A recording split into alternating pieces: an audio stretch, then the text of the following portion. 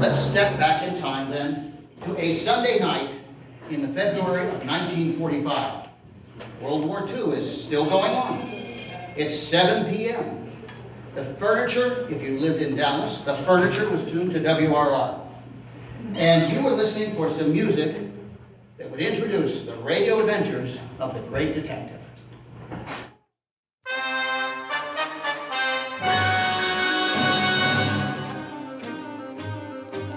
Agatha Christie's Poirot.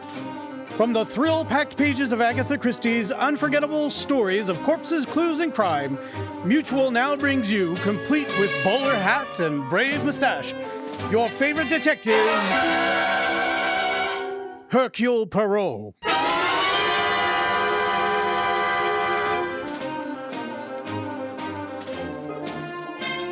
Starring Harold Huber as Hercule Poirot. First American adventure, The Case of the Careless Victim. Mademoiselle. Huh? This is the Cozy Room Apartment renting agency? Well, we got some to rent, yeah. I have the desire to rent the apartment. Who hasn't?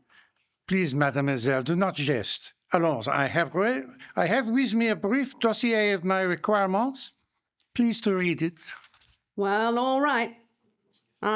Gentleman desires a bright sun-shining apartment of a reasonable quietness near the heart of the city. Should be furnished with the utmost charm. French, provincial if possible. Maybe. Price is of no consequence, as long as it is very reasonable. Please communicate with me at the Hotel Windsor. Hercules, P-O-I-R-O-T. Poirot. No, mademoiselle. The name is Poirot. Hercule Poirot. Well, I wish you luck, Mr. Poirot. Finding an apartment, mademoiselle, is not a matter of luck. It is a matter of employing the little gray cells.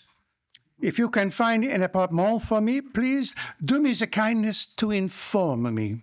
Sure, if you do something for me. And what is that? If you can find an apartment for me, please do me the kindness to inform me.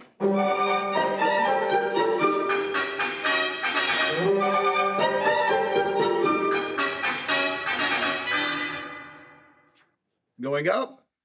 Floor, please. Number 5. You are new here, no? Yes, sir. Only came on yesterday. You're Mr. Poirot, Parrot, ain't you? Poirot. Well, Parrot, one of the boys pointed you out. Here you are, sir. 5th floor.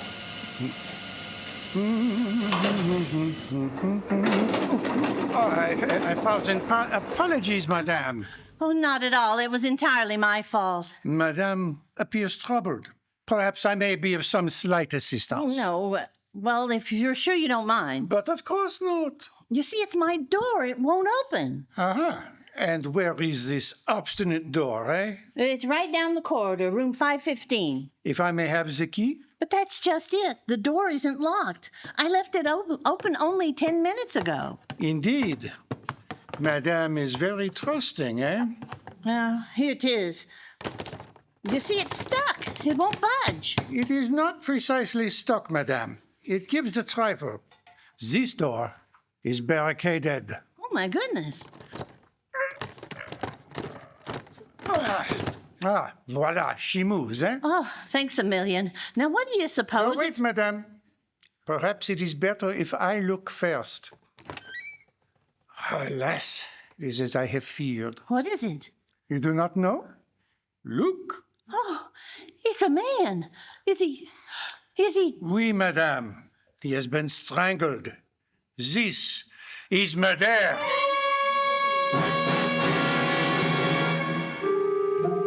Zut and laws! I must compliment you, madame. Your color, it is excellent. And you did not even commence to faint. For one... I don't fall apart in a crisis, if that's what you mean. And furthermore, I'm not madame. I'm mademoiselle. By choice, Miss Abigail Fletcher. And now if you'll get that corpse out of here, I'd like to sit down. That I regret I cannot do, mademoiselle. The body must not be touched before the police arrive. Police? Well, yes, of course. The police. I am calling them now. Hello, hello? Ah, Inspector Stevens, it is I, Hercule Poirot. Alas, no, I have not yet found an apartment. But I have found something of perhaps more interest. A corpse. Right here in my hotel. Room number... 515. Number 5... Mademoiselle, what are you doing with the body? Nothing. I was just trying to see his face. You will have that opportunity later. Pardon, Inspector. We are in room 515. Bien. We shall expect you immediately. Ah, bien, Miss Fletcher. Now that you have observed the face of this unfortunate one, perhaps you will be good enough to tell me who he is. I certainly will not. Who do you think you are? Oh, mademoiselle, allow me to present myself. I am Hercule Poirot, formerly chief of the Belgian Sûreté. Yeah, that's what you say. Now, look, Mr. Perot, I've read plenty of detective stories, and none of them had a detective that looked anything like you. I'll wait for the police and let them ask the questions. As you desire, mademoiselle. I merely wish to point out one thing. It is you the police will question first. Me? But of course, you are the most likely suspect, no? Well, all right. What do you want to know? First, what are you doing in this hotel?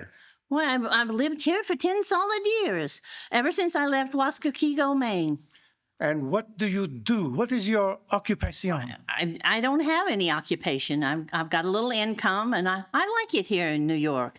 And the last few years, I've been doing war work, Red Cross, things like that.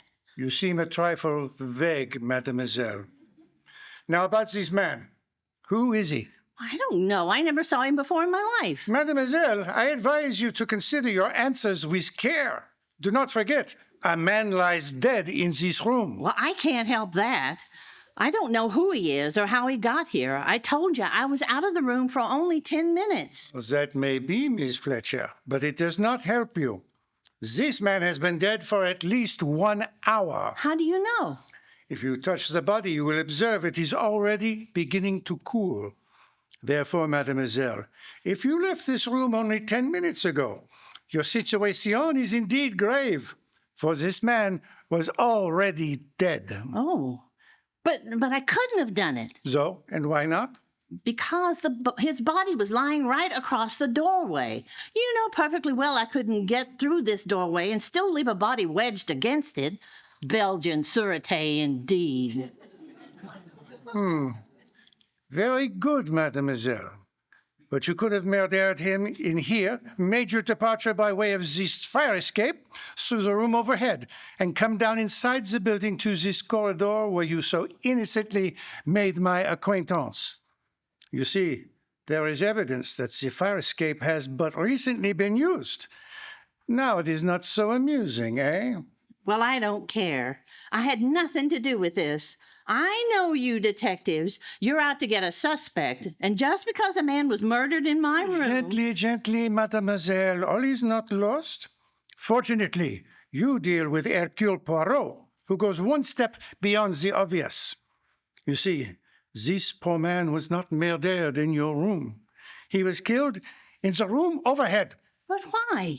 Why kill him upstairs and leave him on my doorstep? That, mademoiselle, we shall discover in due course.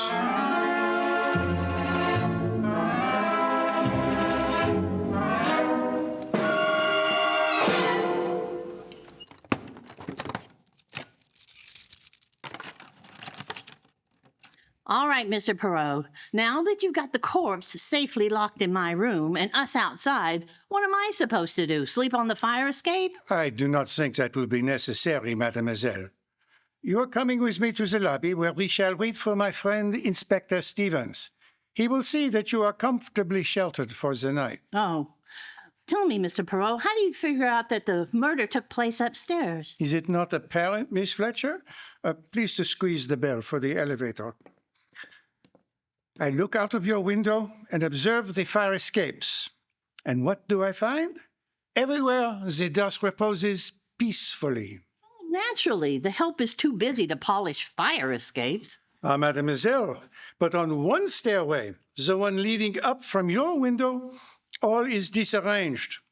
There is a broad, clear path through the dust, and it is precisely the width of a human body. And since the path extends only to the floor above, it is obvious the body has been dragged down from room 615. Also, on the garments of the dead man, the trousers, the left elbow, and across the shoulders, there are unmistakable traces of rust. Ah, voilà, the elevator.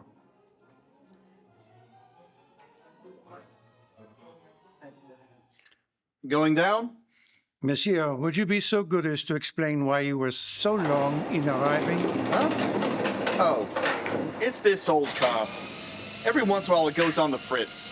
Comment, on the frites? Out of order. Yeah, it got stuck on the 9th. You have been on the 9th floor all this time. Yeah, that's right. That is difficult to believe, Why? because the indicator has been pointing to the basement. Ah, that indicator. As soon as anything goes wrong, it flops. I am not so sure that is true of the indicator, but unquestionably, monsieur, it is true of the too clever murder. As soon as anything goes wrong, it flops.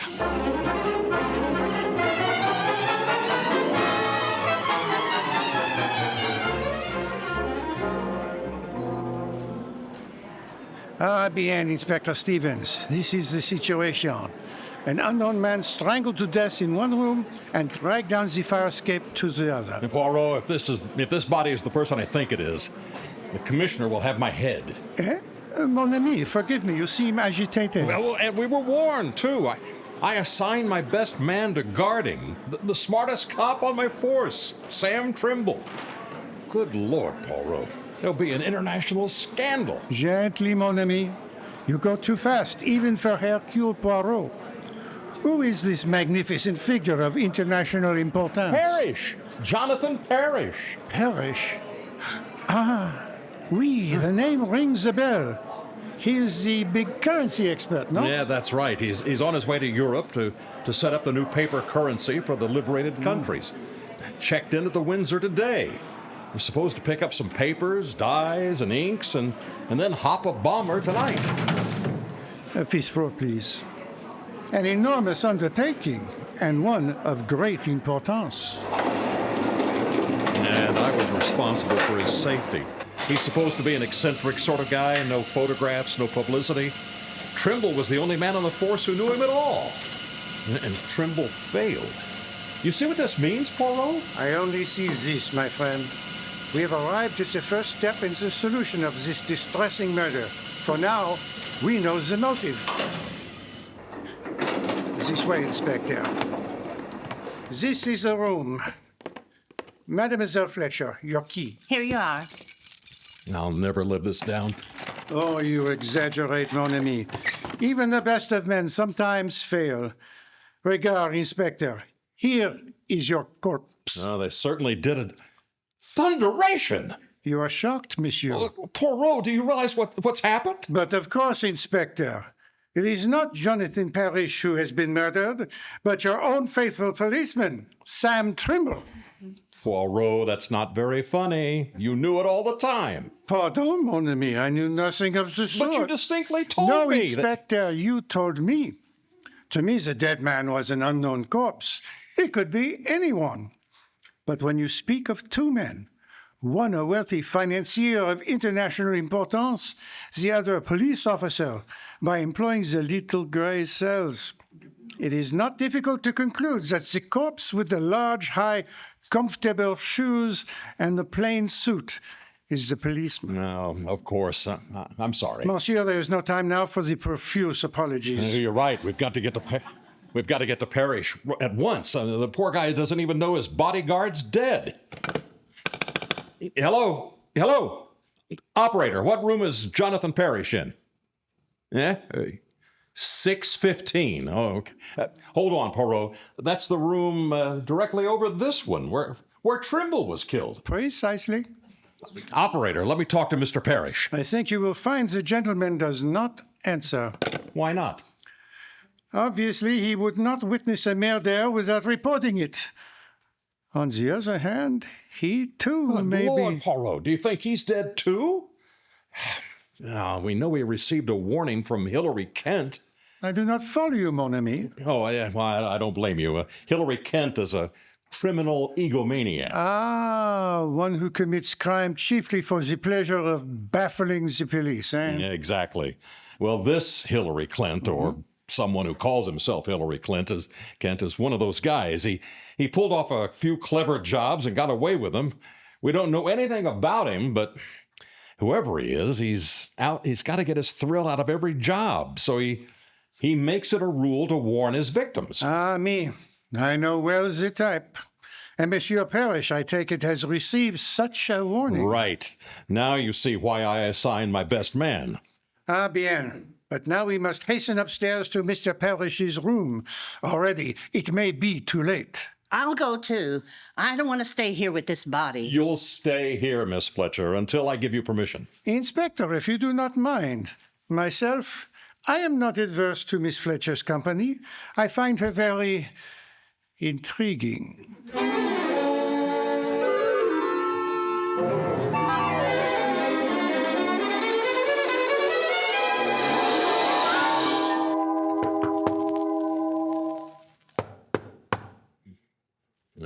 No answer. Oh, but naturellement, you did not expect the murderer to sit down and wait for us, eh? You will have to employ the passkey. All right, remember, Miss Fletcher, you're not to touch anything. It's perfectly all right. I'm wearing gloves. The inspector is thinking of fingerprints? Moi, I do not think he will find any. Monsieur Kent, or whoever this killer may be, is too clever to leave any such traces. Well, maybe, but I want to be sure we don't lose even the tiniest clue. An excellent approach, mon ami. There are many interesting things we may learn here about Monsieur Parrish. He certainly gets around a lot. Oui, the labels on his luggage are from the four corners of the earth. Miss Fletcher, I said you're not to touch anything. Well, for goodness sake, it's only a book. Books may be of great significance. Ah, oui, for example, this one is no ordinary book. It is a stamp album of great value. Some of these stamps are almost without price. Very interesting. This Guatemala blue. Put your hands up. All of you.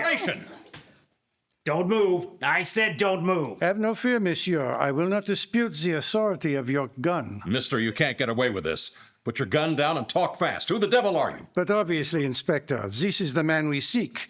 Monsieur Jonathan Parrish. That's just who I am. All right, speak up. Which one of you is Hillary Kent? Hillary Kent? Yes. Now, wait a minute, Mr. Parrish. You've got this all wrong. I'm Inspector Stevens, Homicide Squad. And this is Hercule Poirot, the famous Belgian detective. Nah, so you say. You don't look like a policeman to me, particularly the little squirt with the silly mustache. Hey, You stay right where you are till I check on you.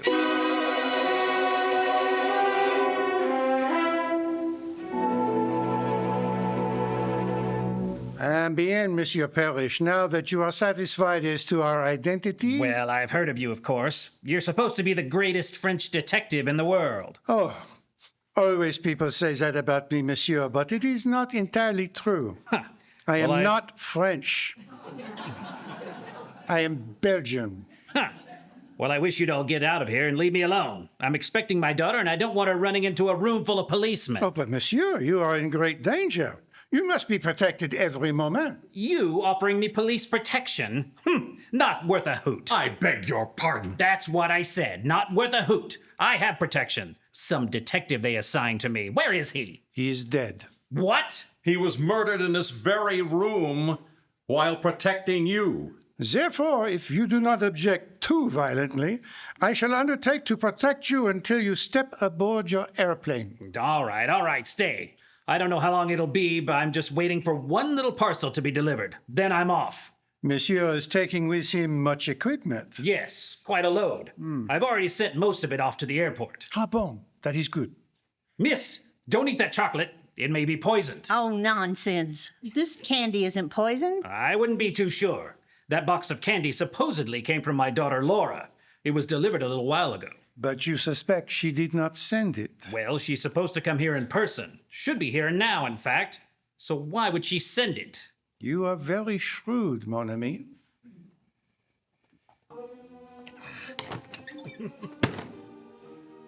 Hi. Oh. Excuse me. Wait a minute, Johnny. Come back here. What do you want? Nothing.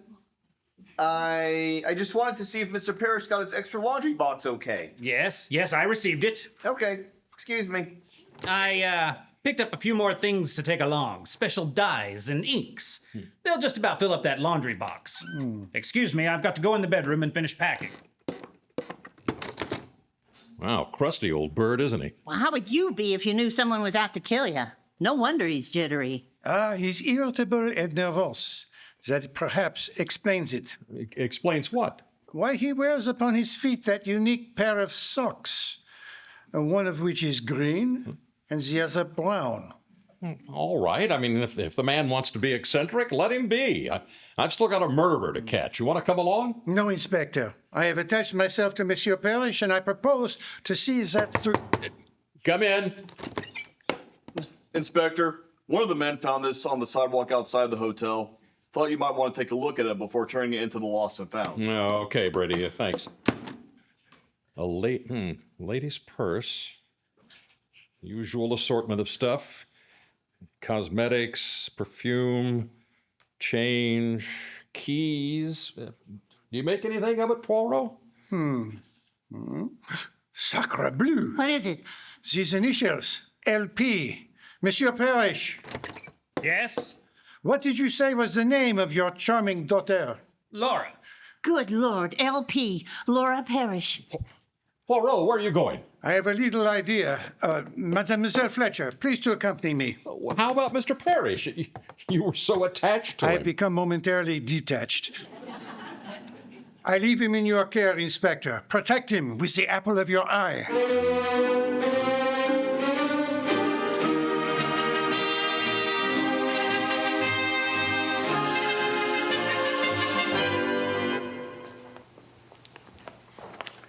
Come, it will not be the first time you have left the elevator unattended, Monsieur Johnny.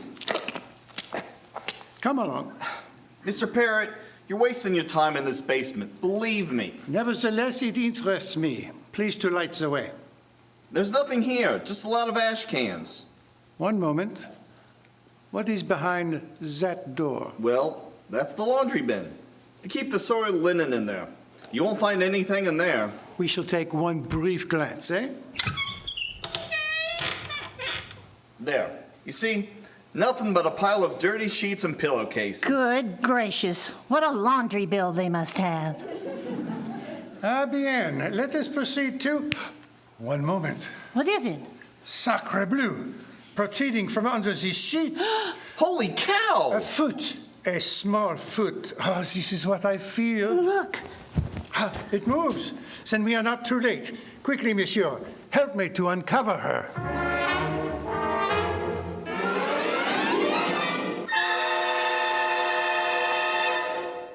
That's all I know, Mr. Poirot. I was walking along the street towards the hotel. Just as I passed the alley, I was pulled in. I tried to scream, but something was pressed against my mouth. Chloroform, Miss Parrish. Had you seen your assailant, you would have seen Hilary Kent. Alors, Miss Parrish, you are most fortunate. Another few minutes under those linens, and who knows? Voila, here's the room of your father. Inspector Stevens, here is Miss Parrish. Oh, well, that's a relief. Come in. I was afraid, Poirot, you'd turn up with a body. How'd you manage to find her? That is not important now. We have found her. But we seem to have lost the father. Oh, yes. Miss Parrish, I'm sorry. Your father's terribly upset about you, but his material was delivered and he had to rush off to the airport. Oh, no. Don't tell me I missed him after all this. Ah, ma pauvre petite, we have neglected you, eh? Miss Fletcher, your room is now free of corpses. Please take Mademoiselle Parrish down and extend to her the first aid. Come along, Laura. Thank you. Inspector, I hope you do not later have cause to regret that you permitted Parrish to go off to the airport unprotected. He'll be all right. Besides, I've got a job to do here. Although, frankly, I'm in a complete fog. I can't make head or tail of the whole business. No, Stevens. The head and the tail we have. What? Yes, it is merely a fragment of the middle that we still lack. Well, who is it? Hey, Poirot, where are you going? To see how Miss Parrish is and then to telephone the airport to see that Mr. Parrish receives the proper attention. Au revoir.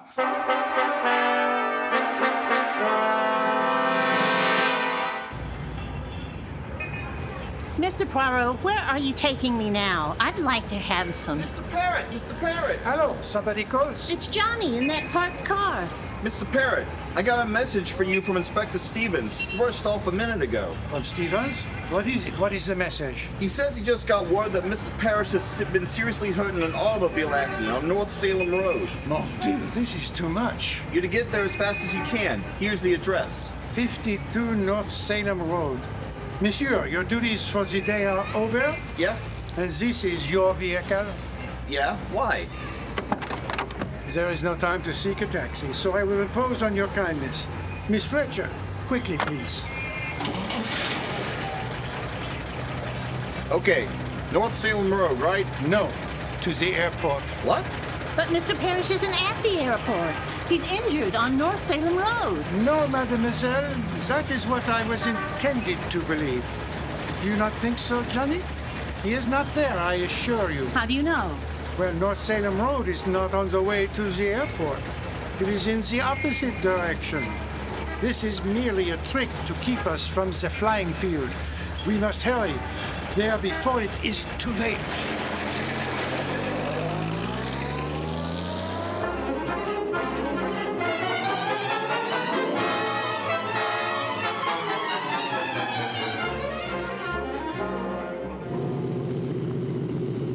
Well, the airplane is still there, but I don't see anything amiss. Voila, over there. Parrish, as large as life. Yep, that's him, all right. Please come along, both of you. Monsieur Parrish! My daughter, Poirot. My daughter, is she? She is fine. She is at the hotel, monsieur, resting.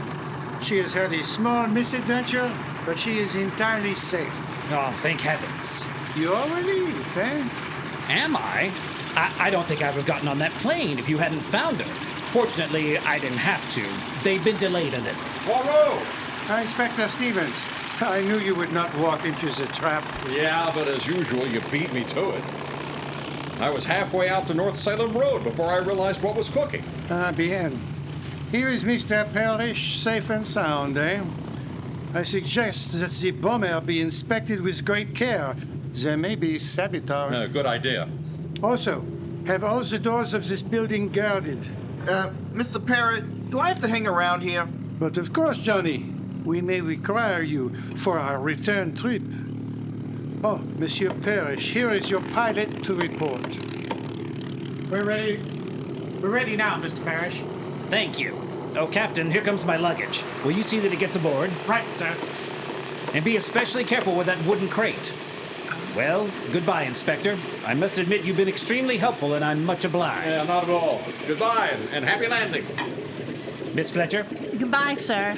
Monsieur Poirot, it's been a privilege to know you. I'm only sorry I couldn't remain to see you break the case. But you have, monsieur. I beg your pardon. The case. It is broken. Inspector, meet Hilary Kent, the gentleman to whom you have just wished bon voyage. Hillary Kent? You're mad, Poirot! Good gracious, I thought he was Parrish. And that wooden crate, which I have waited so long to see, is not to be moved, Inspector. Why not? Because, mon ami, it contains the body of Jonathan Parrish.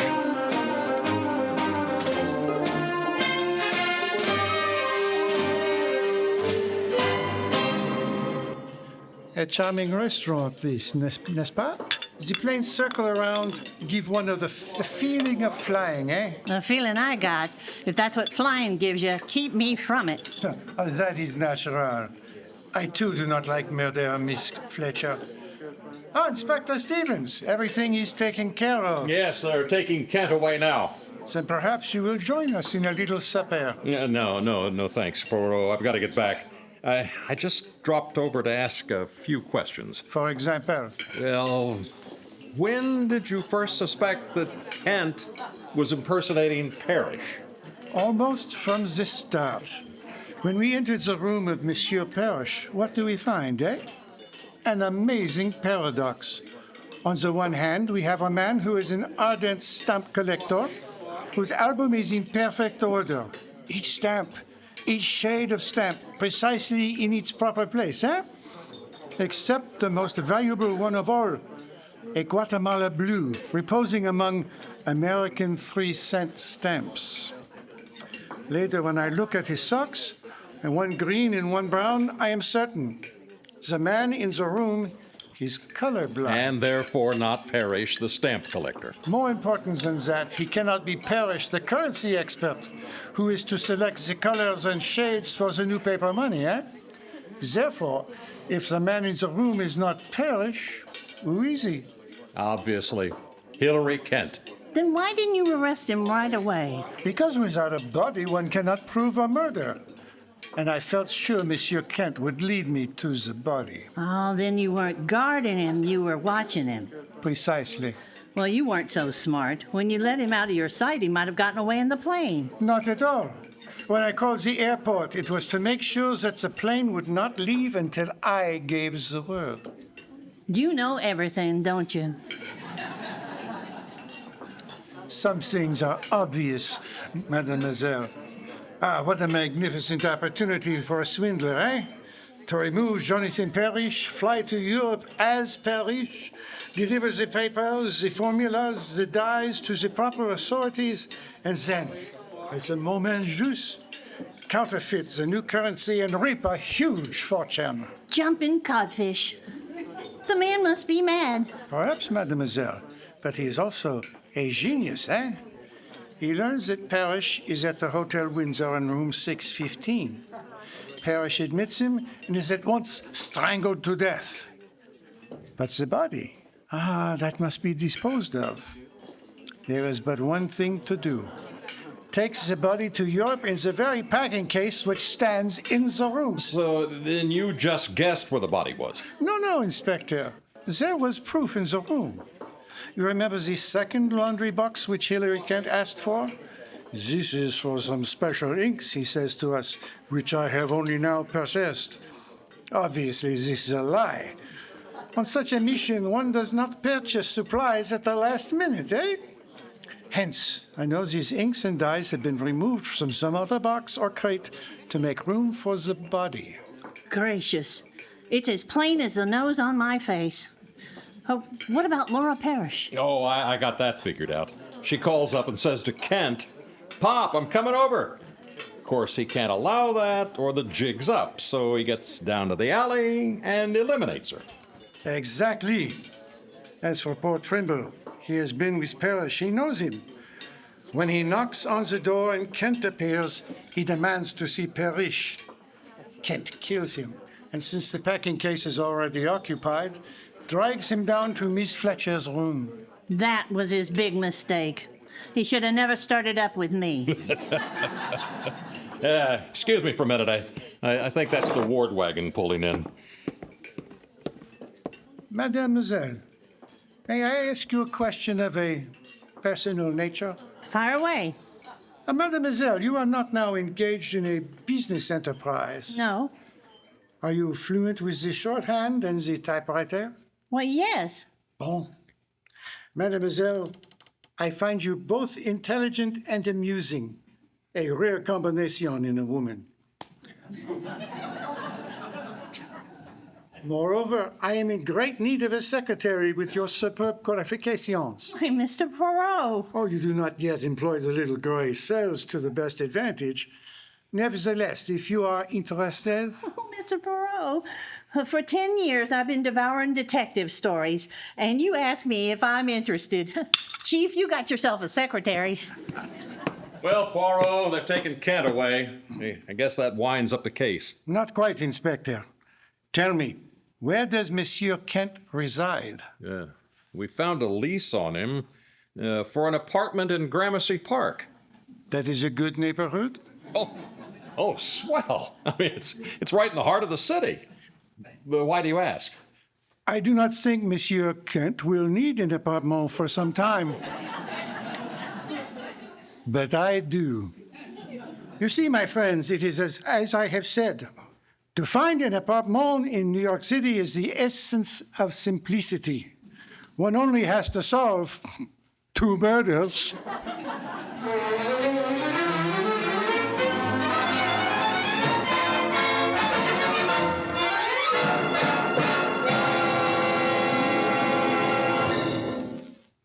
Be sure to listen next week when Agatha Christie, America's favorite mystery writer, brings you her favorite detective, Hercule Poirot, starring Harold Huber in the case of Murder by the Sea.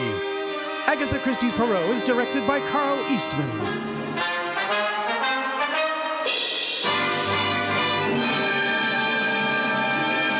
This is Mutual.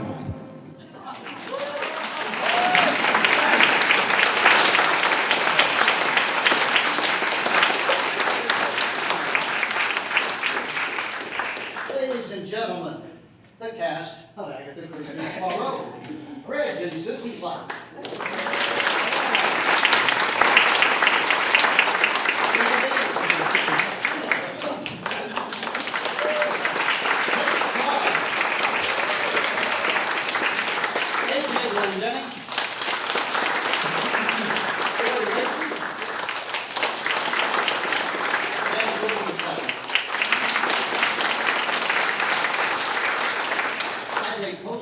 I'd like to note that Miss Christie didn't actually write this script or any of the others in the Poirot radio series.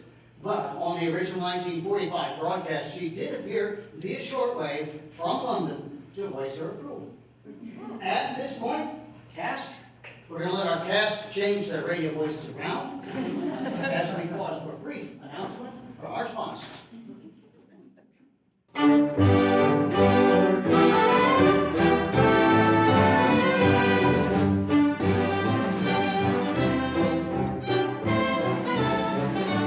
The British Emporium in Texas, purveyor of fine British groceries and gifts, is proud to support Midsummer Murders.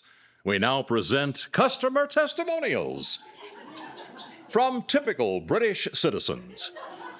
Firstly, Mr. William Shakespeare. If music be the food of love, play on. And speaking of food, prithee, do nothing but eat British Emporium's dainty fare, namely Mr. Kipling's exceedingly goodly cakes, quaff ginger ale, and make good cheer.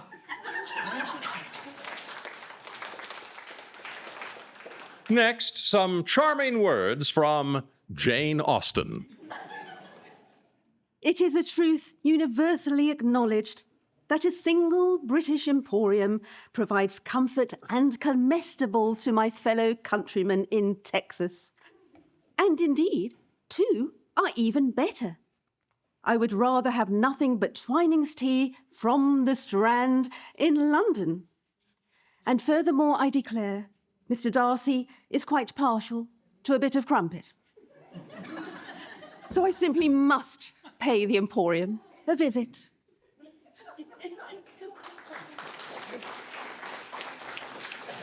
We are honored also by the presence of Sir Winston Churchill. We must never surrender to iced tea. After my customary magnum of champagne, British Emporium tea is indeed a necessity before the afternoon session in Parliament. I declare victory for hot tea, whatever the weather in Texas. It was the best of stores. It was the worst of stores. Now cut that out. Who the dickens was that? And last but not least, Her Majesty, Queen Victoria. We are not amused by American biscuits. Tell the footman we will be served proper English scones with preserves and Devon clotted cream, purchased from British Emporium, where Britannia rules the grocery aisles.